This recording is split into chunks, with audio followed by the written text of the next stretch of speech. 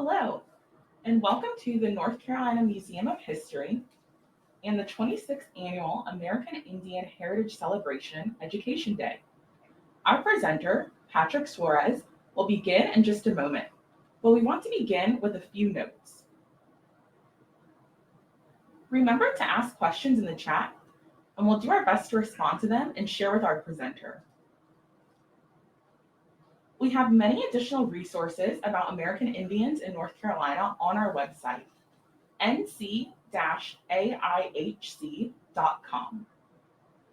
We thank the following sponsor of the North Carolina Museum of History Foundation for helping to make this event possible.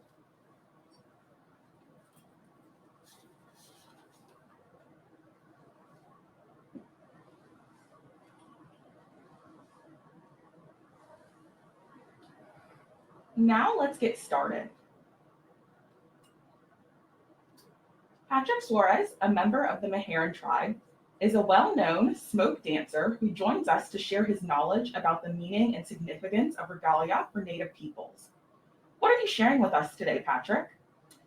Today we will be talking about the various clothing that the Eastern Willing people wore, and also the difference of how we lived in the 1700s.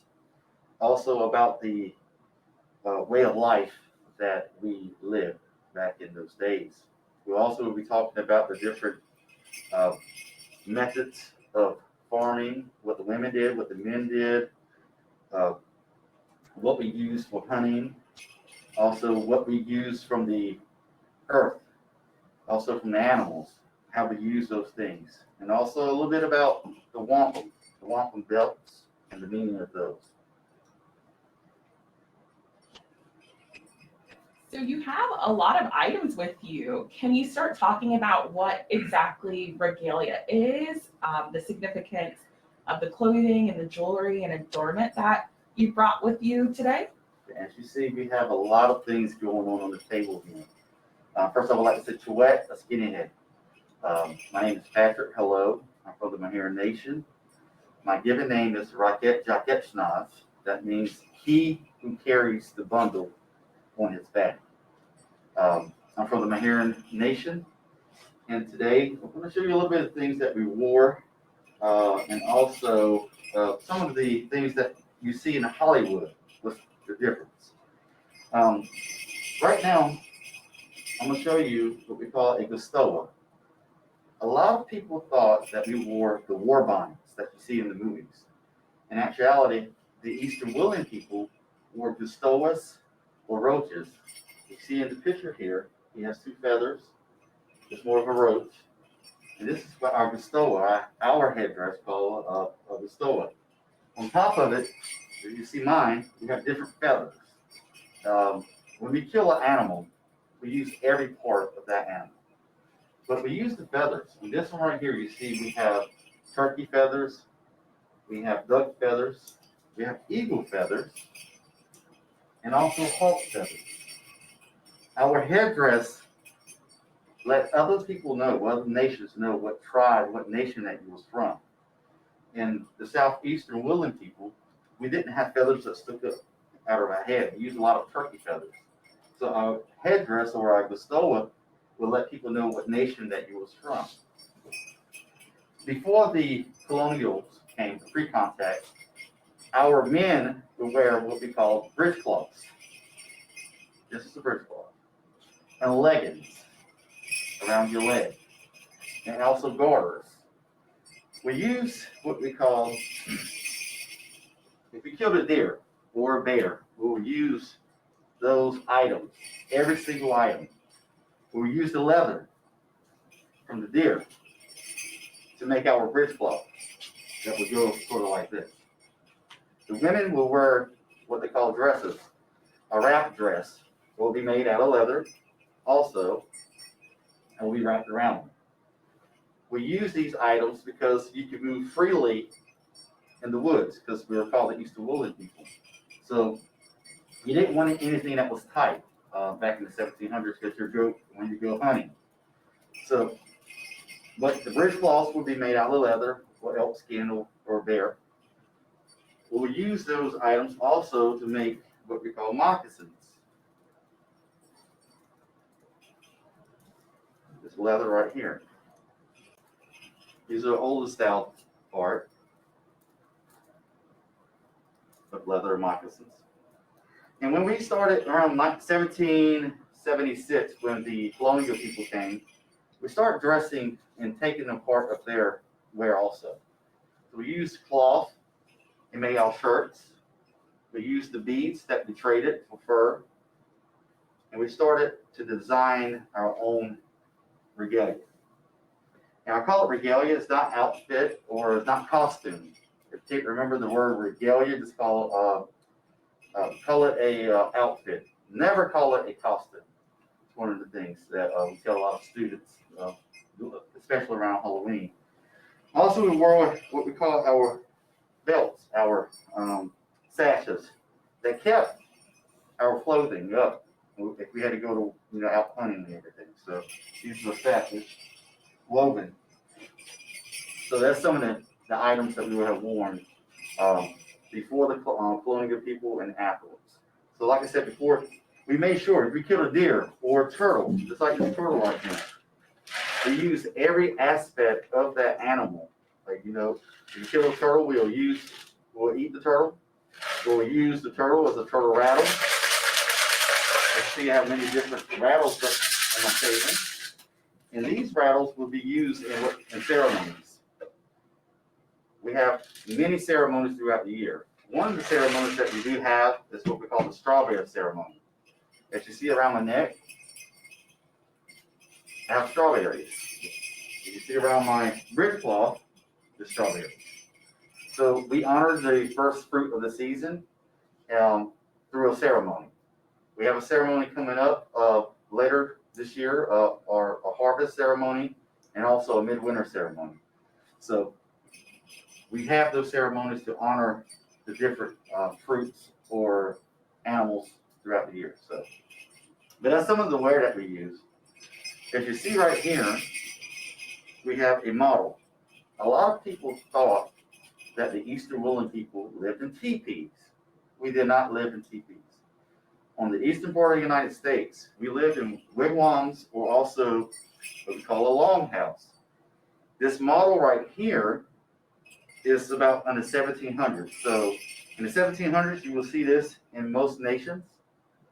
In this longhouse, it would be made out of bark, sap out of the wood, tree limbs. But this longhouse will house about 30 people in each longhouse. And mainly in the longhouse will be your clan, your family, your extended family. So when I go to places or schools, everybody thinks that we lived in teepees. That's what the plains people out west lived in. But the native people in the Eastern Woolen, on the eastern part of the state or the country, lived in longhouses or wigwams. So that's one of the stereotypes that we see on TV. In those palisades, we call it, they had everything. They had the women who mainly farmed and the three sisters. Do you know what the three sisters are? If you do, ask your teacher to put it in the chat. Corn, bean, and squash. Those are the three plants, or three things that we planted together. As you see, we have some Tuscarora white corn right here. Also in my shell right here, which we'll talk about that a little later on, and we have red corn and white corn also. And that's in my wampum shell. But we will plant those three items, those three crops together, because each crop help the other crop grow. So you always see the corn, bean, and squash growing together in those days. But the women were the ones that kept with the crops. The men would go out hunting. A lot of our men will use bow and arrows to shoot the deer, rabbits, squirrels, bears. Also, they had war clubs, as you see on this war club right here. These were used for different items, either for war, if we had to go fight, go out with our warriors, or if we had to go kill something also. On this particular war club, it's more or less the Cherokee war club, we have antlers right here. So when they come and hit something, or they had an enemy, they would hit it, and they will stab it on the end of it, on the end of this one. So We have a question in the Yeah. chat, Patrick, and we're wondering, with the weapons you just showed, that arrow, what materials would you have made? Would they have made arrows out of, and other weapons that you were just Okay. talking about? Well, with the arrow right here, this is more or less like bamboo. They took that and they took a stone and they carved the stone with a pointy edge, which is an arrowhead. So a lot of people will go out on farms and they will find these arrowheads with a point on it. And also they will use that turkey. Remember I told you we use everything from an animal. We'll use the feathers right here from that turkey or that bird. They will have it and basically they will shoot it. They will have a big old bow. And it will take they will take it and shoot the animal with. Some of them use some type of poison on the end of it sometimes to kill those animals. Also, the antlers of a deer. As you see right here, this is the antler. And when we start trading with the colonial people, we use knives. So this is actually a knife made onto an antler. They have war clubs also they had to kill a big animal with. They'll smack it on the head or crush it. So those are some of the things. I stated before that we use everything from an animal. Right here we have, for our ceremony dances, we have a fan. This is all Hulk feathers right here. This is the different type of fan that you'll see in today's powwows, and I'll talk about a powwow in a minute. These are actually turkey feathers right here.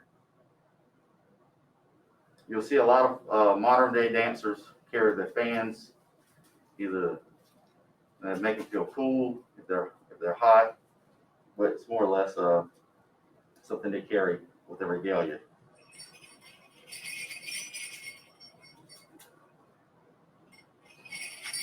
Also, as I stated before, we have different types of rattles. And we talked about the strawberry ceremony that my tribe does every year around May to honor that first fruit of the season. As you see on this rattle, it's nothing but strawberries. So we'll use this rattle for a ceremony. Another rattle for singing purposes. We'll do a song. This is actually a turtle rattle, a smaller version of a turtle rattle.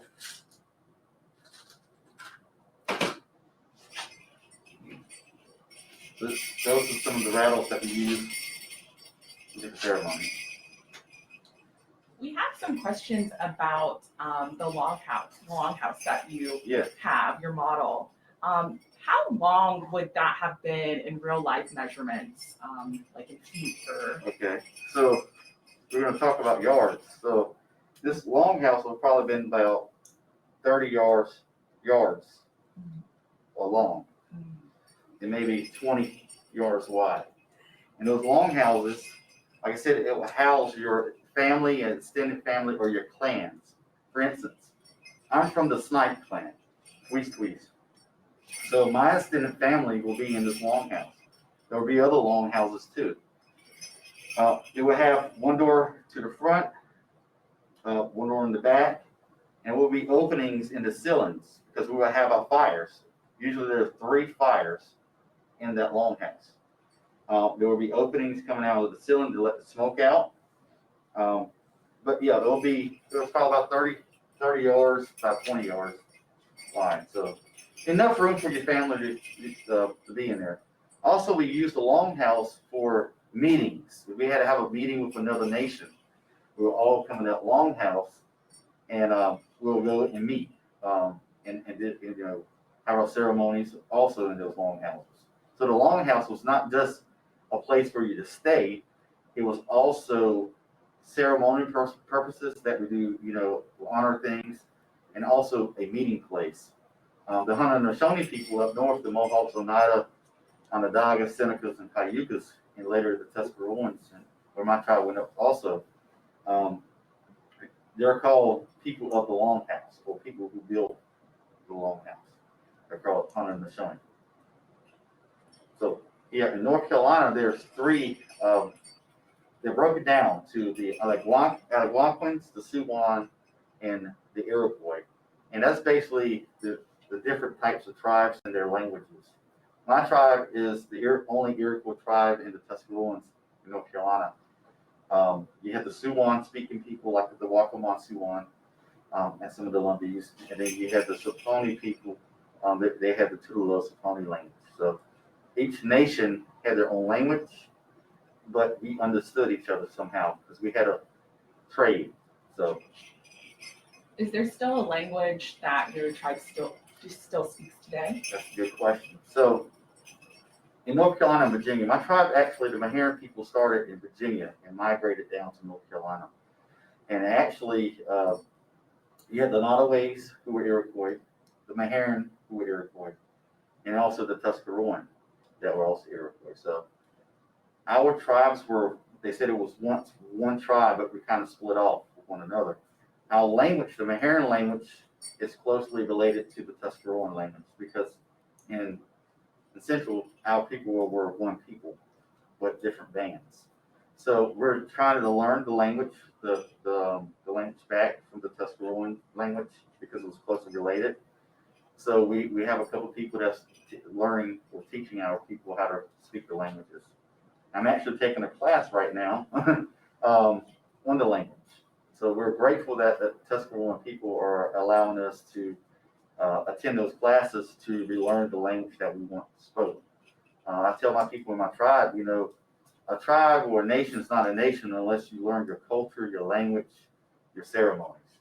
A lot of people think, you know, in today's society that we just do powwows. So powwow is a big old gathering of different tribes that come together and showcase their songs and dances. In my tribe, my nation, we also have ceremonies like I talked about earlier, which is more or less our own people, versus a powwow is open to the public to showcase the dances. But our ceremonies are more intimate among our own people, more sacred, as I put it. So, but yes, the language, we're hopefully, you know, my girls are learning the language now.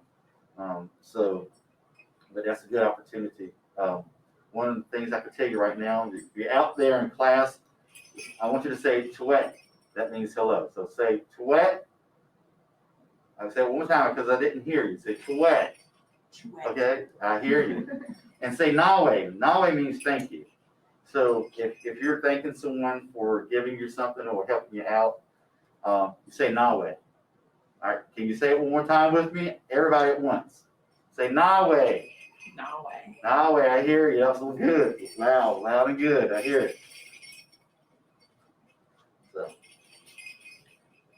any more questions in the chat? Because I'm going to talk a little bit more about some other things. Get my notes right here.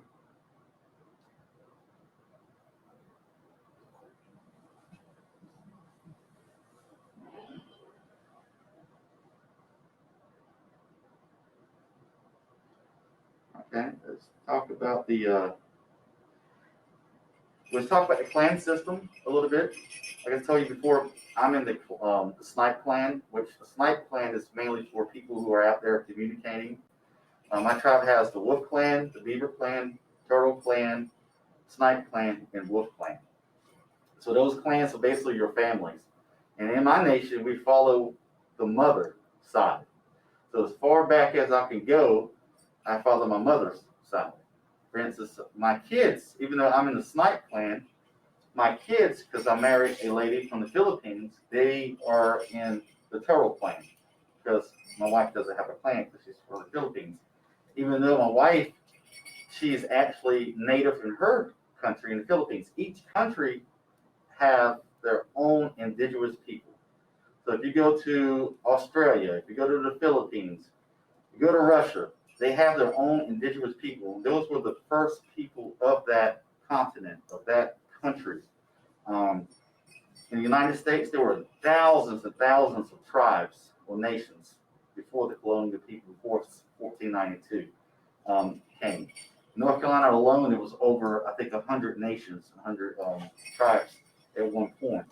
And some of those tribes had to band together because we had a fight and diseases and stuff. So a lot of my family or my nations are related to the Nottaways, to the Tuscaroans, to the Yupian, and even the Chonoke people. So the Chonokes were a tribe that was first contacted by the colonials in 1594. They only had 2 surviving families, and those families had to be absorbed. So my tribe, along with the Tuscaroans, absorbed those people. Also with the Saponi. Yes, Saponis that actually came down and kind of migrated also with the Tuscaroans and with the Meherrin. So I tell everybody that everyone in North Carolina and Virginia is somehow related, and I'm being honest to you. Our tribes somehow are intertwined with one another in North Carolina and Virginia because we had to survive. In order to survive, we had to mingle and we had to come together. One of the things I did talk to you about, I want to talk to you, is about wampum. Back in the day, we didn't have money like we did now. So if we wanted something, we would trade with what we call wampum. And wampum is basically a shell, a clam shell, quartile. You see this right here? And also I have it on my necklace right here. So this is the shell. We will take those shells, we will make small beads or we'll make earrings out of them. But this is a turtle shell right here. Well, a turtle, this is wampum. But we use those wampum to make what we call treaty belts, or wampum belts. And this belt talks about how the Tuscarora, Meherrin, and Nottoway people had an alliance back in the 1800s, and even to today, we have those alliances. Well, we use this wampum to tell stories and also as a contract, like a bonding treaty. Back in the 1700s, a lot of people don't know that the United States Constitution is based off the 5 nations, now the 6 nations way of life back in the 1700s. They sat down with the chiefs, with the nations, the clan mothers back in the 1700s, and they wanted to see how they ran things because at one time the 5 nations were all at war with one another. So they saw how those 5 nations came together, and they took the United States Constitution. They based it upon those principles, and they made a belt called the Hanawata belt, which is sort of like this, but it had 5 the 2 squares on the outside and the tree in the middle, and it talked about the unity of the 5 nations. And in those belts, it told stories. But the wampum, and today we make jewelry out of it. This is a necklace right here. If you see, I talked about strawberries. I love strawberries. Here's another necklace right here. But if you look at this one, this is actually what you will see the Easter Woollen people will wear right now. This is pine straw. This is straw right here, pine straw. And a lot of the Lumpies they use that, the pine, because they're the people of the pine. They will use that. This is actually deer hair right here. Like I said, we use all items from animals or plants or trees. Another necklace right here. That's the snipe, my clan. But when we met the colonial people, that's when we started using the beads. So we start using the bead work around the 1776. But before then, we just used plain old leather to make items out of. As you see right here, this is more of the wampum right here. And you have the purple wampum beads and also the white wampum beads. You see right here, these are the purple. And you see the white up here too. So, but that's wampum. Like I said, we did that for currency. We traded, with one another, and we use those things. Can you explain how you would have made the wampum beads? Oh yeah, okay. So we have a couple wampum makers in my tribe. One is Drilling Hunter. I think he's somewhere. He may be here, but those things they would take the shell right here. This is it comes get out of the ocean. If you go to the beach, you'll see those little shells with purple in it. They will crush it, break it apart. Basically, they will kind of roll it and grind it. They'll make sure it's wet, and it takes a long time to make one bead because they have to roll it, and they have a special tool that they use back in the day that they use to kind of round it off. And so it takes a long time. They will have these small little bones that would make the holes in it. But it takes a long for one bead. It probably take about maybe back in the day, probably about an hour for one bead. And if you see this wampum belt right here, you see there's a lot of beads. In today's time, they have machines that actually help out with it, that drills the holes in it. But in the 1800s, they had to actually roll it real fine. We're getting some questions about the jingling sound that's happening when you walk. I'm gonna come out here. Talk about that? Yep. Yeah, I'll just take one out. See what? So, as I talked to you about earlier, that we use what we call garters. The garters will hold up our pants or our leggings. So when we did trading with the colonial people, they had bells. So now you'll see these bells wrapped around our knees, below our knees. So when we dance, you can hear dancing. So this is bells that we will have around our knees. They'll actually hold up our pants or our leggings. And also when we dance, it makes a noise. But you wouldn't have seen these until, like I said, the late 1700s. Before that, we used the toes of the deer when we had our dances and ceremonies. So instead of bells, these would have been toes from the deer that made the sound, like a shaker.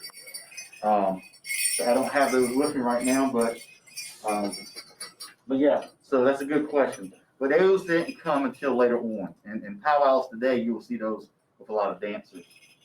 So, good question. I'm going to talk a little bit about, remember I told you that we use everything from every item. So if we grew corn, this is Tuscarora white corn right here. If you see this right here, it's the corn husk, right? Now, our kids didn't have phones or iPads like you do today. So they had to make their own dolls or something to play with. So they made these dolls right here out of corn husk. You see? This doll is made out of this husk right here. And they still make these today. So this doll would have been for like a child from 5 to 8 years old. But as you see that the child, this doll, does not have a face to it. No eyes, no lips, no ears. So there's a quick story. I think I have time to tell you the story about the faceless doll, corn husk doll.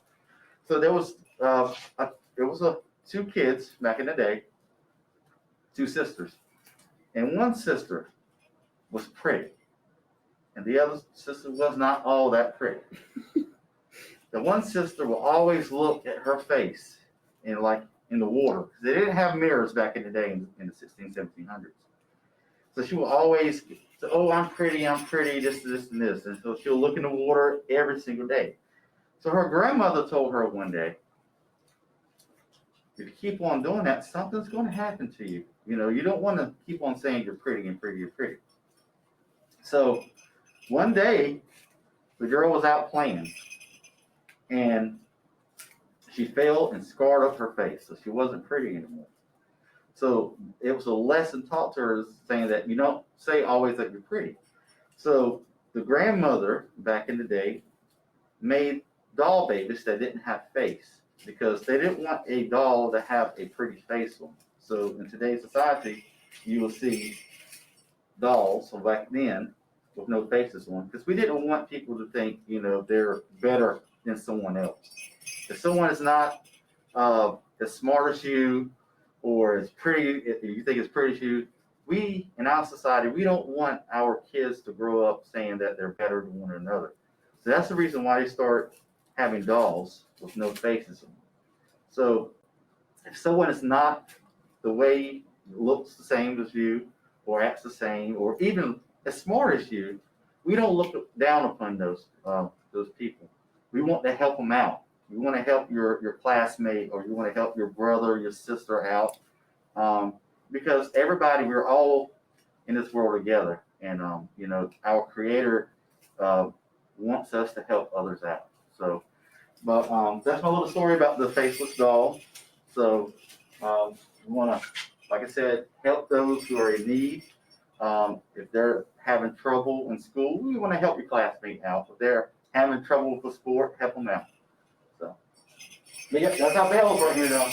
Get back to that. So, I told y'all before, we had different feathers. I'm gonna see if you know what this feather is out there. Can someone tell the teacher? You see this feather right here? Anyone know? Put it in the chat. You're right. Someone said it was a hawk feather. You're right. Whoever said that one. Okay, we're gonna go with this one. Does anyone know what this feather is? Okay, I see you raising your hand. This is a turkey feather. Last but not least, who knows what this is? Brielle? I hear a girl named Brielle. She's saying, you're right, it's an eagle feather. Now, eagle feathers are very special to our native people. And only native people can own eagle feathers.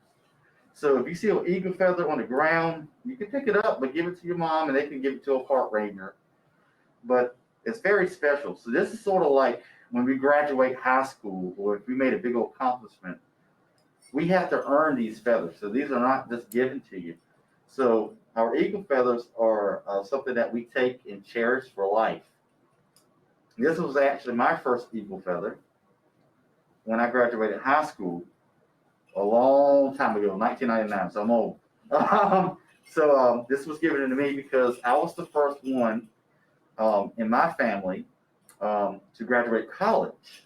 So this is one of the special things. Even though I graduated in high school, I earned another eagle feather when I graduated college because I was the first one to graduate from a 4-year college between my sisters and brother. So yeah, these are the different types of feathers. As I said before, we use them on our Gustoa. It's not a, I gotta say it is a headdress or Gustoa. That's what we call it. So. Any questions out there? I give you some time. Can you talk about the different regalia on your different mannequins? Okay. All right. So this will be the male regalia. This is what we call I wouldn't say a breastcloth, but a yoke. So we have 2 different yokes. This is my daughter's right here. And Eastern Willow people, we use a lot of floral, a lot of flower designs, or also something that relates to the earth. Right here, we call these sky domes for the sky world. Right here is a flower. So we use a lot of floral and flower designs. Right here. You see down here? So this is what we call raised beadwork. My cousin Belinda made this right here. I don't know if y'all can see it. So like I said, we use a lot of flower designs. These could be like mountains. Um, this is the sash I was telling you about. So a lot of people would have wove this together out of wool. And our sashes held our pants up, or um, make sure they didn't fall, basically. Um, these are cuffs right here. And this is more of the modern day style of powwow we used to at a powwow. Like I said, this is my daughter's right here. She would have a skirt right here on the bottom. This is a skirt. This is a dress. So back in the 1700s, because we were the first ones that met the colonials, we took upon some of their designs that they had, like the shirts, and also the yoke right here. So as I stated before, there's a lot of flower designs up here. And this is made out of cotton. And today, back in the day, you had, of course, the wool and the things and stuff. A lot of stuff was made out of hemp too. So we use a lot of hemp, and I think they're using that in today. Getting back to that. So, any more questions? I have my stick out. I was going to ask: is the regalia made specifically for an individual, or will they look similar between people? Yeah. So different tribes may have different symbols on it, but in today, more the society, a lot of you have the jingle dress. You have the buckskin, the more traditional, fancy. So in today's society, at powwows, you see a lot of the different dances. The jingle, fancy, grass, Eastern woolen dancing. That's more or less the more traditional, what you were seeing back in the day. But due to powwows in modern day society, each individual makes their own designs up. So yes, it's based upon the individual. Not one regalia is the same. And today, you won't see a regalia that looks just like someone else's. The designs are personal. So. Two things: when a baby is born, I don't know, but the little umbilical cord that comes off, some people throw it away in different nations, but I have 4 kids, so each child has a keepsake, and their umbilical cord is actually in this right here. And we put different things in there like sage, tobacco, rosemary, just different things in there to keep it safe. So, sacred things that we use. We didn't use tobacco back in the day for smoking. We use it for ceremonies. So like I said, if we kill a deer or animal, we will what we call lay tobacco down. We'll have traditional tobacco, and we'll give thanks to that animal for giving up their life for us to use. We will have sage that we will use to purify the air. We use it today. It has a smell that smells the house real good. To purify things, to help you think better. And we'll burn those things. But I'm trying to see if I left anything out on my table. Oh, here we go, a water drum. So at powwows, you'll probably see earlier, they have those big old drums. But in my nation, we have water drums. We'll put water, we'll open this up, water goes in this, and a little drum. It makes a loud sound. And that's leather right here. And this is just a little stick that we use. So. Any other questions out there? We had a question really quick. I know we're about to set for time, but if you could talk a little bit about your moccasins on the table. Okay. And yeah. Well, see what. So I have 4 girls, as you know. Each one of my girls, when they was a baby, they had their own pair of moccasins. This is made out of deer hide. This is soft leather. And this is some bead work. These are the ones that I normally wear in my regalia today. This is also leather, but this is also felt It's a type of material that you can get, and it's real soft. Now these moccasins are probably about 50 years old. Right here, you see the wear and tear of them.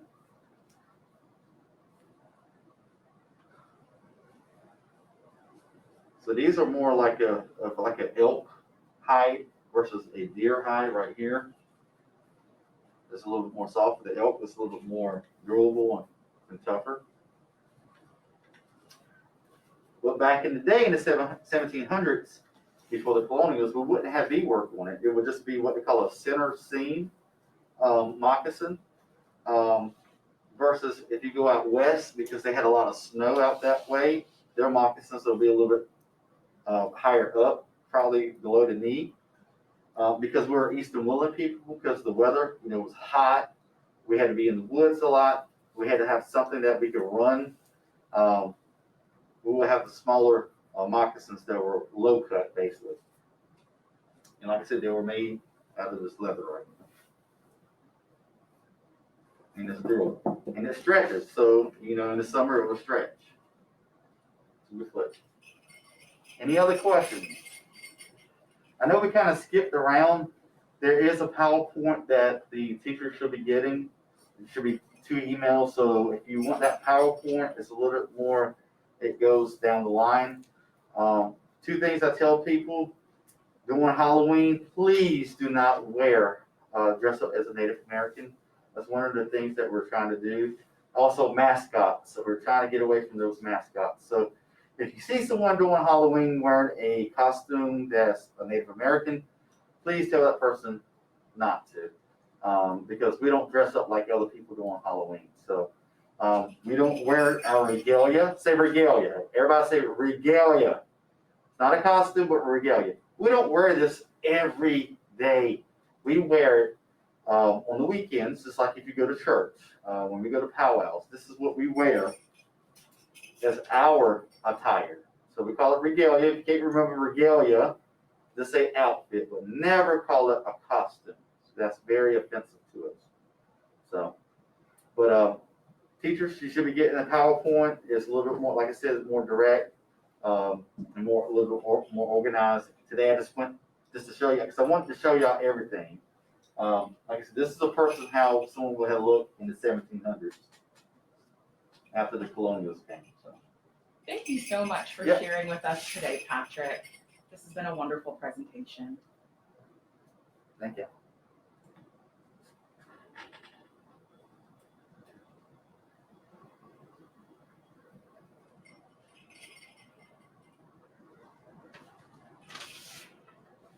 Thank you so much for joining us today. Be sure to watch live music and dancing from North Carolina American Indians happening today through 3:30 p.m. Watch anytime. Go to nc-aihc.com to get the link. And tomorrow, join us as the celebration continues. Registration for information about registration is available on the previously mentioned website. Thank you.